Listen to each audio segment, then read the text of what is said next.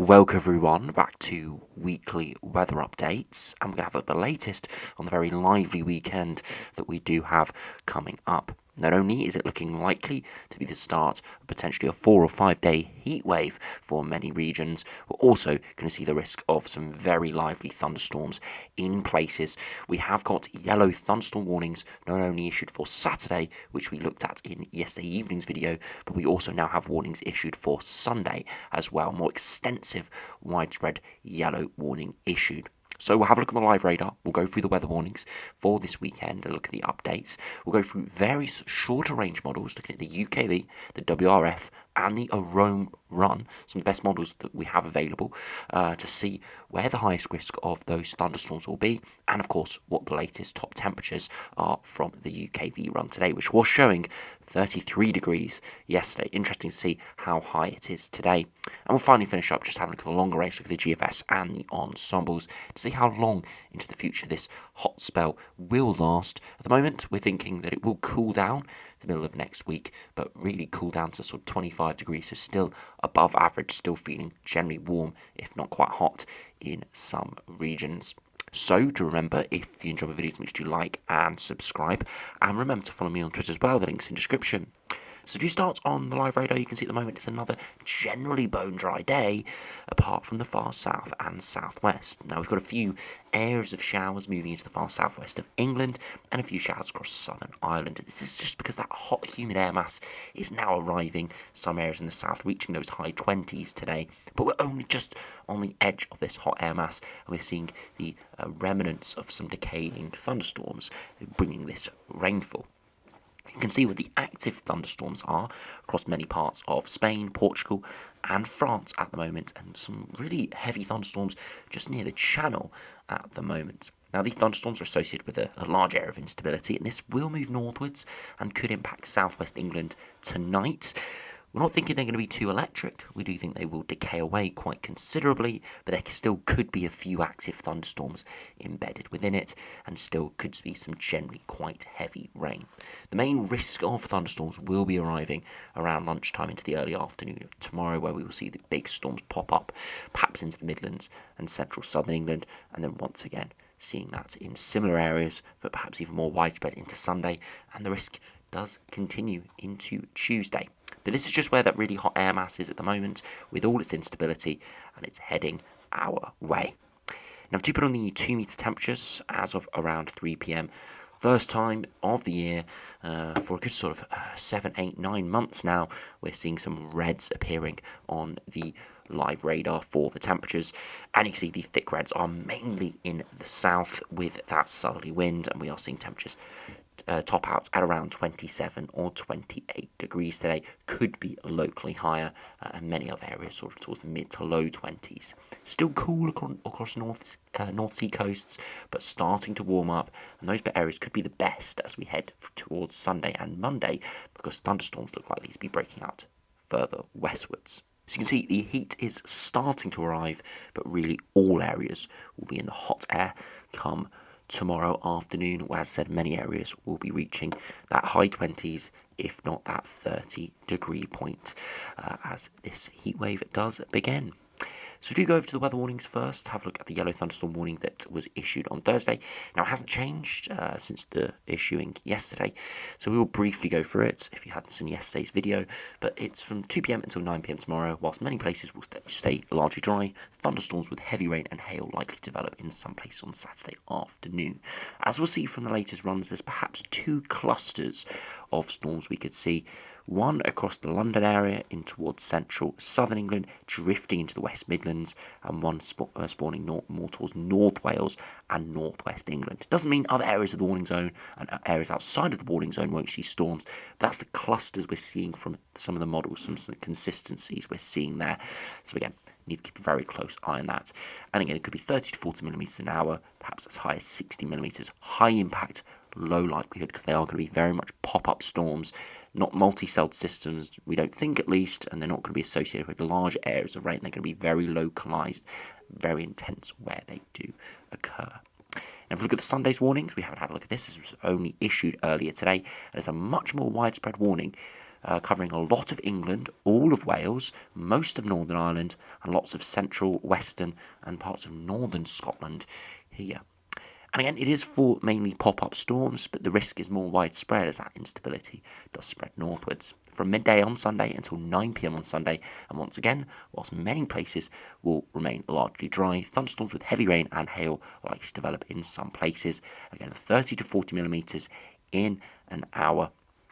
And there could be multiple showers in a few spots, and that could see 60 millimetres. And this is most likely across Wales and central England. Once again, that area across the west and central western areas are going to have the highest risk. And of course, we have to remember that despite this, many places in the warning area will remain dry. Only a small and only see small amounts of rain due to the scattered natures of the heavy showers. Again, high impact, low likelihood. I suspect there will be further warnings issued, perhaps into Tuesday, Monday and Tuesday. I don't think we'll see any amber warnings issued because of the nature of these storms. They are very much pop-up storms and very difficult to forecast where they will occur. And of course, to see an amber warning, we need that likelihood to increase. And I don't see that likelihood increasing from the latest model outputs, where it's very scattered in nature. We have got some zones we need to watch, but overall, it is very scattered in nature. So if we do head over to the UKV now and have a look what that is showing over the course of the next 5 days, of course we'll look at the upper air temperatures, surface temperatures, and the precipitation. So you run through the precipitation initially, you can see there could be a few heavy showers breaking out in the far southwest. Not seeing any at the moment on the live radar, but again, they're very isolated, so could occur, might not occur. So as you're seeing this, there could be a few isolated thunderstorms breaking out, but really it's just those remnants that we see across the southwest. Through this evening, the remnants of those storms in the Channel across northern France could spread into southwest England, and you can see there are still some darker reds. There could still be a few areas of active thunderiness and some torrential rain, but most of it will just be heavy to moderate rain as these storms do decay.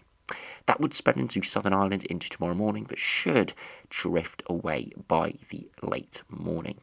And then as we head into the early afternoon, around midday, 3 p.m., midday to 1 p.m., we see those thunderstorms starting to really trigger. And this is where we've got those two zones we're watching. Through central southern England, into the West Midlands, and then up towards north-west England as well. It's more pronounced on some of the other runs we'll see, but these are the main zones we're watching. And of course, that's where we've got the yellow warning at the moment. Areas to the east of this, south of this, and any areas within this that avoid the thick cloud and the rain will see those temperatures soar tomorrow. As we head into Sunday, the risk is more widespread. The thunderstorms that occur during the day will spread northwards and then turn into large areas of heavy rain further northwards, and that will eventually decay away in the morning. But by the middle of the afternoon, once again, we're going to see more scattered thunderstorms. You can see some areas of the warning zone really not showing much here. It's all because of the scattered nature. And again, pinpoint zones around that central England, past East Midlands, past the West Midlands into Wales, and then a scattering through northern Scotland, western Scotland, Northern Ireland, and the Republic of Ireland.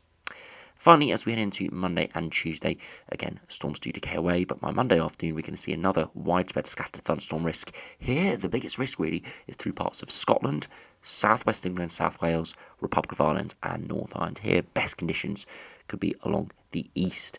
Now, remember, as we've been looking at these thunderstorms for the next 3 days, the east really not seeing all too much. East Midlands could see some storms, maybe the London area, but really large areas of the east really not seeing much activity at all. So actually, for the hot weather, the east could be the best over the course of the next 3 or 4 days. They have been having some of the worst conditions over the last couple of weeks, as we have had a bit of an easterly flow, which has dragged a lot of cloud, low cloud, and some cooler conditions in, where areas in the west see 25 degrees, in the east only 15. So seeing a bit of a role reversal here. Could be some very nice conditions in the east over the coming days. And finally, if we go to Tuesday, again, another risk of some scattered storms, but here mainly through northern Scotland and parts of Republic of Ireland, as we do see that high pressure slowly build back in. You can see this from the mean sea level pressure. High pressure is slowly starting to build back in from the west, and that will allow that instability to drop.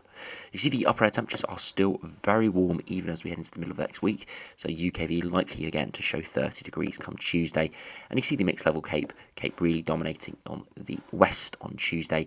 Monday quite widespread Cape levels, again highlighting the most intense storm risk. Sunday, again, widespread Cape there, and Saturday as well, widespread Cape through western regions. And finally, if we do look at the max temperatures, see what that is showing today. Again, this afternoon, likely peaking at 27 to 29 degrees, but once again, really only in the far south of England, elsewhere 25 degrees and lower. As we head into Saturday, the temperatures are going to soar, perhaps 30 to 31 degrees showing here, where we avoid those thunderstorms. So not quite as high as that 33 we saw yesterday, but still showing 31 degrees. So definitely breaking heatwave thresholds pretty much widely. As we head into Sunday, the overnight temperatures are going to be very mild. Some areas perhaps touching on a tropical night, i.e. the temperatures not dropping below 20 degrees, but most areas should get into the mid-teens. By Sunday afternoon, as I said, the east will be best. We'll avoid those thunderstorms and thick cloud. Again, could see 30 to 32 degrees here. Further westward, still could see high 20s and could even see 30 degrees. But of course, there's going to be a risk of more cloud, even if you don't see the thunderstorms. And of course, if you see the thunderstorms, it will hold the temperatures down considerably. And then finally into Monday and Tuesday, again, another day of 30 to 31 degrees, again, best in the east, but quite widespread here, very hot conditions. And then finally into Tuesday, again, very hot, more across the south, southwest here, and again, widely hot day because we are seeing those thunderstorms really only occur in northern and western regions. So yeah, looking like 4 consecutive days here, maybe even longer as we head into Wednesday of very hot heatwave conditions widely. And it's not ridiculous heat. It's not 35 degrees reaching, insanely high levels for the UK. It's just generally hot, heatwave-like conditions, staying safe out there, but nothing too drastic. Something we do regularly see every year. We see these temperatures get to 30 degrees at least. So it's another very hot, beautiful mid-June spell. So if we do have a look more extensively at that thunderstorm risk, if we go over to the WRF, we start on the Cape levels here. You can see some Cape across the southwest, and that's why we could see some active storms, but it does degrade away, only really lasted a couple of hours. So we'll have to keep a close eye on that this evening. If you're in the southwest, there is the risk this evening, but I don't think it's too substantial at this stage. As we end tomorrow, more extensive Cape breaks out across many regions, especially that western region of England into Wales. And again, that's the area that's going to see the most intense thunderstorms. The energy's there, we're just going to have to see the trigger, and that is likely to occur around that 1 or 2 p.m. point. Cape continues all the way into the evening. That's the big thing. This is a very hot and humid air mass, and even into the evening, Cape levels increase, in fact, in northern regions, and that's why these areas of rain could continue and could remain thundery into the evening. It's very difficult to forecast decaying thunderstorms. And from the looks of this, if we do see these thunderstorms occur, and occur quite widely in that initial yellow warning region, they could continue quite far northwards all the way overnight. Eventually, the Cape does degrade away into the early hours of the morning, and then by Sunday afternoon, very intense levels of Cape through eastern England here, through the East Midlands. So it could be some very severe thunderstorms breaking out here. That is very high Cape, getting us the purple levels here. Something we rarely see in the UK. Again, it's one individual run, so perhaps it isn't correct. It's very localised, those intense levels of Cape. If we did see this, we could be in for a very lively afternoon through the East Midlands. Elsewhere, it is very widely high levels of Cape. So again, high levels of rainfall and thunderstorms associated with this. It does degrade away into the evening, but does hang around until 7, 8 p.m, so could continue to see some very large thunderstorms occur. And finally, as we head into Monday, can't quite reach it, but still Cape levels are moderate during central areas, so again, still the risk of showers remaining. If you look at the precipitation, firstly, as we head into tomorrow afternoon, thunderstorm risk further westwards than the UKV showed, mainly through southwest England, South Wales, into the northwest of England, not further eastwards. Still some scattered storms, but the main risk here is towards those western regions. So interestingly, WRF has that risk further westwards, again just highlighting the extreme trouble we have when forecasting thunderstorms. As we head into Sunday, those storms all move northwards and could actually last all the way into the morning in some areas. And then we see another big outbreak of storms through Sunday afternoon. Where we have those intense levels of Cape, we are seeing some big storm outbreaks. So again, could be very intense in those regions before it does slowly degrade away into the evening, but does last all the way to 8 and 9 p.m. Still some very high rainfall totals in sort of a line here. Could be a bit of a convergence line appearing, perhaps here from the WRF. We did see some clustering in the East Midlands from the UKV, but not this intensity, not lasting this long. And if we do run up beyond that into Monday, we see it does degrade away. I do also want to have a look at the accumulated precipitation here, just simply of interest to see how much rainfall will occur from those storms in the east. So here in the west, some areas here showing 20 to 30 millimetres, maybe higher over the course of an afternoon. And in those eastern regions, those rainfall totals really do tot up in a few spots, getting to orange levels. So that's getting up towards 80 to 100 millimetres from those intense thunderstorms. That could be 3 or 4 inches, could be flooding issues from that. Again, it's one run, but very interesting seeing that from the WRF today for Sunday afternoon. Gonna have to keep a very, very close eye, as that could locally cause some big issues. If we did see this firm up within the models, wouldn't be surprised to see an amber warning if that likelihood did increase, because these impacts for that perhaps for these cluster thunderstorms in the east could be very, very high. If we finish by looking at the Arome run, which is many regard as the highest regarded model, highest resolution, unfortunately, it only goes out to sort of 36 hours or so for the UK, and only really covers England and Wales. It is a French model, so it really only has us on the periphery of its outputs. So we can't go out and have a look at those Sunday storms, unfortunately. We'll be able to have a look at those tomorrow, but we'll be able to have a look now at the Friday evening and into Saturday. So you can see through the rest of today, we see some storm outbreaks in the far southwest. We've also got Cape overlaid here in the purple sort of region. Again, that indicates areas of elevated Cape, and it has got numbers on it indicating joules per kilogram. Again, that's not too relevant for us. We're just generally looking for the precipitation and the higher levels of Cape. So you can see through this evening some outbreaks of heavy showers and thunderstorms through this evening, but nothing too intense. Could be a few heavy storms through southern Wales, but we're not seeing them occur at the moment, but could pop up in the coming hours. Through the rest of the evening, we see those decaying thunderstorms spread through the southwest. I do think the Arome is over-amplifying some of the widespread nature of this precipitation, but still could be quite a bit of rain in the southwest, and could see some thunderstorms still occurring through southern Ireland here, still showing some enhanced Cape levels into the early hours of the morning. As we head into the afternoon, though, those showers in the southwest continue, and then Cape explodes in western regions, and we see again 2 big clusters of thunderstorms occurring. One to the west and north of London, into parts of the West Midlands perhaps, through southern Wales, and then another cluster across North Wales into northwest England. Some very intense thunderstorms, and seeing those Cape levels get up to 1,500 joules per kilogram. Again, very high levels for the UK. So yes, all 3 runs, precipitation runs today, showing some big thunderstorms, all generally agreeing on the rough timings and rough positionings, but disagreeing on the size of the storms, the exact intensity of the storms, and the exact locations. As a few tens of miles and sort of a few tens of millimetres in terms of intensity will make a huge difference to the impact zones. So we're going to have to keep a very, very close eye on it. For many people, I must stress, it's just going to be a hot weekend. It's going to be very nice. It's going to be very pleasant. But there'll be a small regions where we will see these intense thunderstorms occur, and there will likely be some quite miserable conditions and some issues where they do occur, looking at this latest data. If we also have a look at the accumulated precipitation from this, you can see how that rainfall totals do tot up very quickly, 20 millimetres through North Wales in an hour, and seeing areas here sporadically getting up towards 10 to 20 millimetres again in an hour or so, as those storms do pop up in the space of an hour or two. If you finish by looking at the long range, just briefly going through the GFS and the ensembles, you can see the low pressure spiraling up from the southwest at the moment. That's giving the instability, and a southerly wind giving us our hot air mass. As we head into next week, the high pressure builds back in under the hot air, and so it's going to remain very warm, if not quite hot, but we're going to see the storm risk reduce to probably 0. As we head to the long range, high pressure continues to dominate. Low pressure could start spiralling back in by next weekend from the southeast, and again that could bring a storm risk back.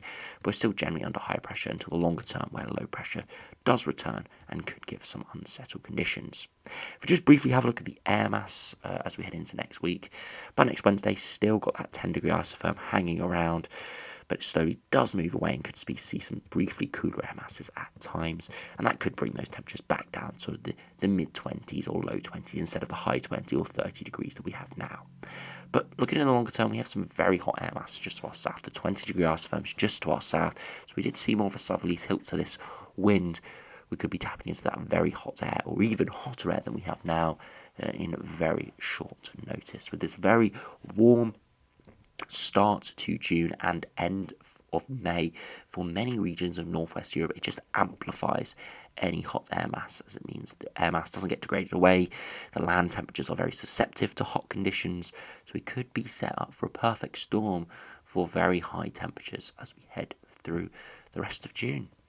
After you finish by looking at the ensembles, again, very hot conditions the next sort of 3 to 5 days. Then it slowly drops away, and there is some uncertainty how quickly it drops away, but majority drop us away to sort of 8 to 10 degrees at 850 HPA. Still above average and staying above average for the foreseeable future, but more temperatures incline around that 25 or low 20s mark. Precipitation does reduce into next week, but doesn't degrade away to zero. Still could be a few odd showers, but drier than the next few days before precipitation does pick up in the longer term. If you have a look at the dew points, that's one thing we are going to notice this weekend. Is it's going to be very humid and quite oppressive, with dew points reaching 13 or 14 degrees. It does drop down to sort of 8 to 10 degrees, but still is pretty warm and humid out there. And finally, look at the humidity temperatures. You can see that over the course of this weekend, widely high 20s. And again, these are the 12 p.m. and 6 p.m. temperatures, not picking up on the 3 p.m. temperatures, which are going to be around the 30 degree mark. But by next week, you can see widely sort of 23 to 25 degrees. Again, that would allow the peak to probably be at 26 or 27.